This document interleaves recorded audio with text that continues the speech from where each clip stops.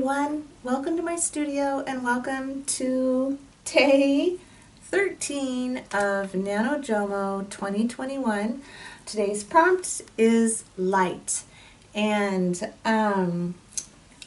it's another one of those that could be easy to go all sorts of different ways on how you want to interpret it. So I'm anxious to see what you decide to do. I have decided to do mixed media. At first, I was thinking about using light colors of paint. I had gotten, a few years ago, I had picked up a few colors. I was trying to broaden my color palette a little bit and use colors I wasn't used to using that much.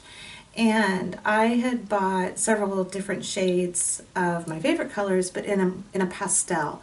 And I do not use pastels hardly ever. If I do, it's usually as a base layer, and then as I build up, things get darker and brighter. So I was thinking, it's like, well, that would be a great thing for me to do, to get those the light color, the pastel paints out, and just use those for light.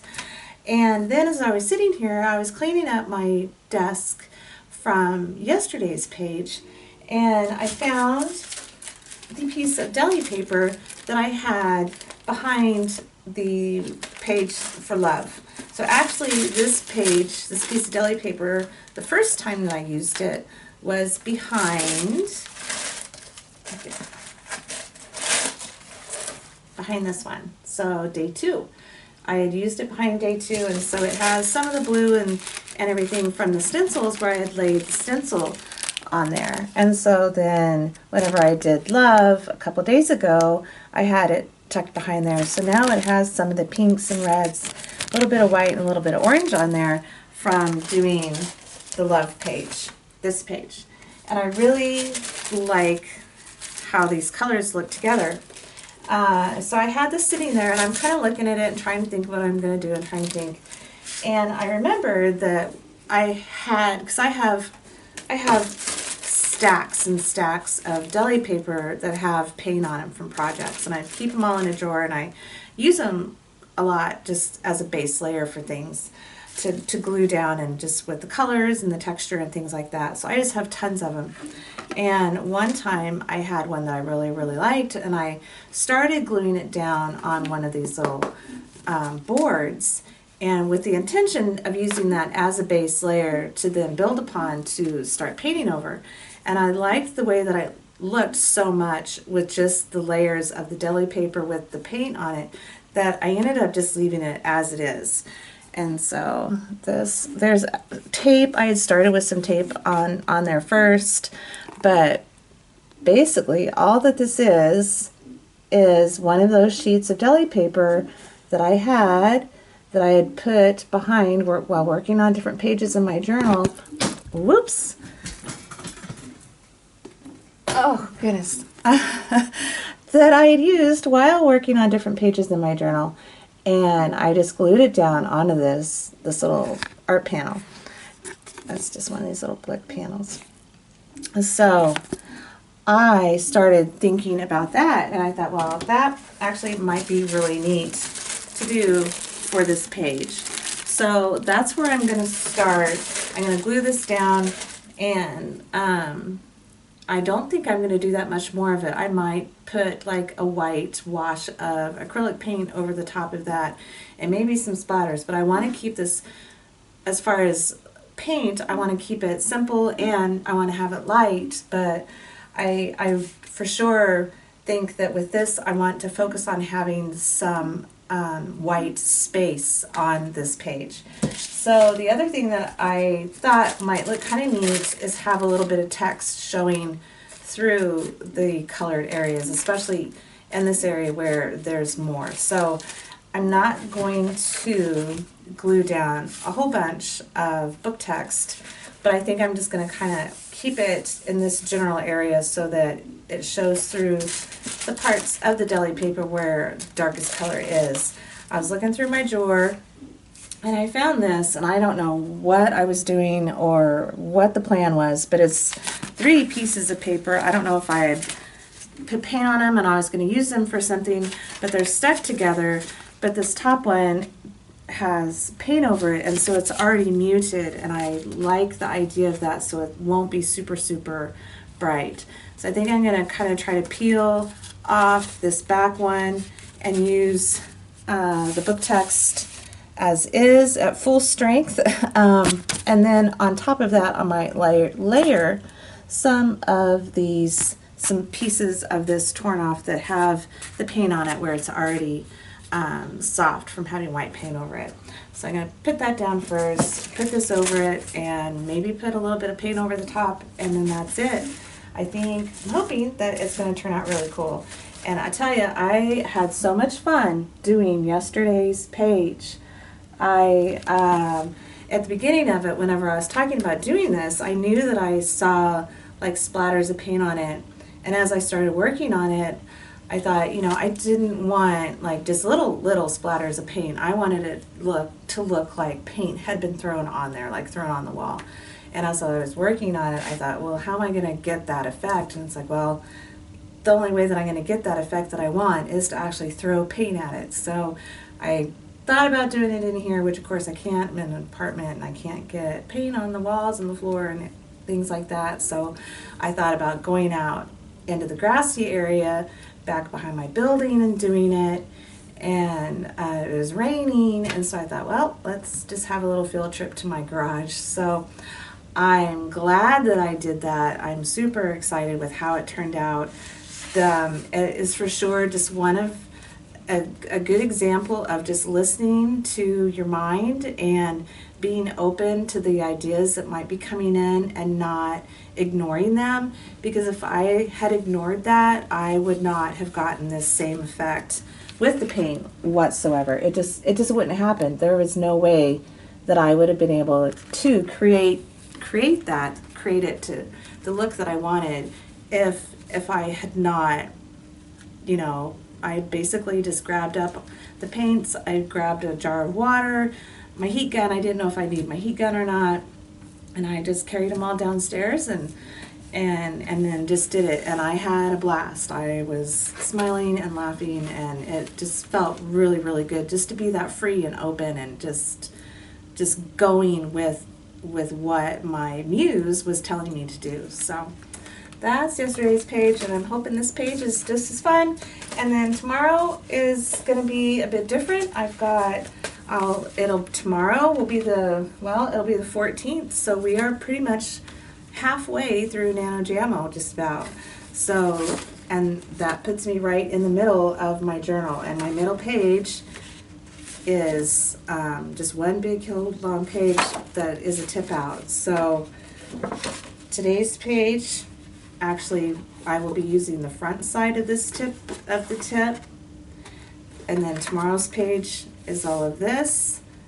The 15th is all of this. The 16th, I'm just going to do this little strip, and then the 17th will be the back. So, so things are going to kind of layer and fold in on themselves a little bit differently especially when you look at this, when you open this up, you'll actually be able to see parts of 4 pages. So you'll see part of 13, part of 14, part of 15, and then part of 16. So I think that might be kind of fun.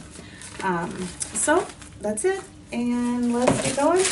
Start gluing this down with my trusty Mod Podge and see what happens. I hope you guys are enjoying this. I can't believe that, we're getting really, really close to being halfway through. So I hope you're well and that you're being creative every day somehow. And let's get busy.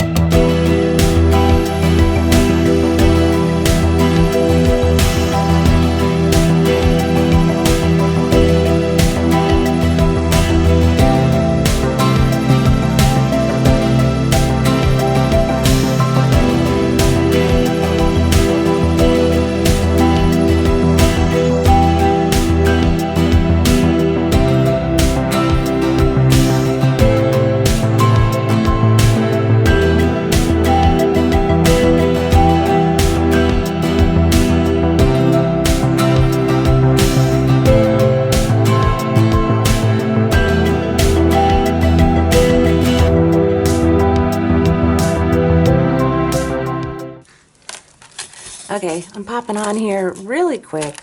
Change of plans.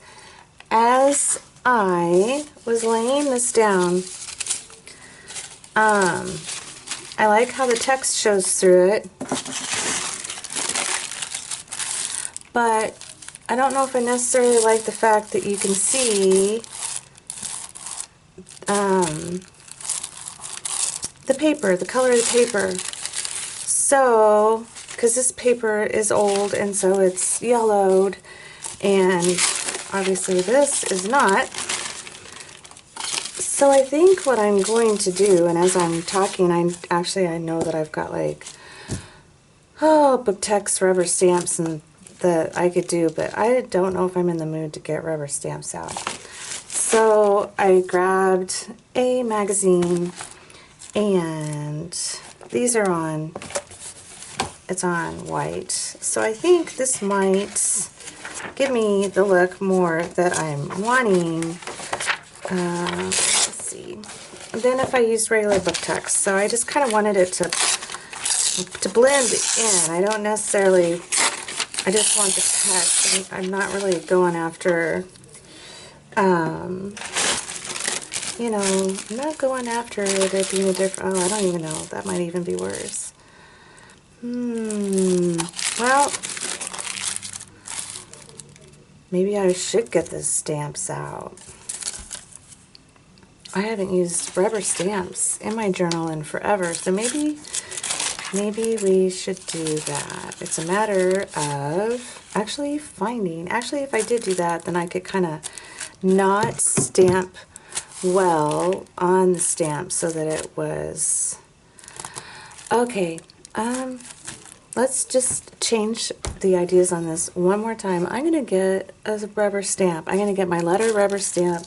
I've got some permanent black ink. Oh, I'm reaching for it. Got my permanent black ink. So I think that's what I'm going to do. I'm going to try to find my book text rubber stamp. I'm going to stamp just kind of randomly around in this area, and try that and see if that's what I like. If I don't, then I can cover it over with gesso and then glue down stuff like this. But I just kind of feel like this is not gonna give me what I'm after, or yeah. All right, okay, let's do that. We'll see what happens. Okay, well, thank goodness that I actually went through the hassle of labeling all of the plastic containers that I'll have all of my rubber stamps in them, and divided by categories. I found this one, and I think it's going to work perfect. And I never used this one on the, it's been so long since I've stamped, I can't even think of what that is. Just the acrylic base that you can put these on. I will just kind of roll this around on the ink pad and then just kind of randomly do this, and that will give me just a real, just broken up looking text on here. It won't be all perfect, and I think that might give me the look that I'm looking for. Okay, so we will go with that and see what happens, and I might be back or I might not. So, right, okay, let's get going.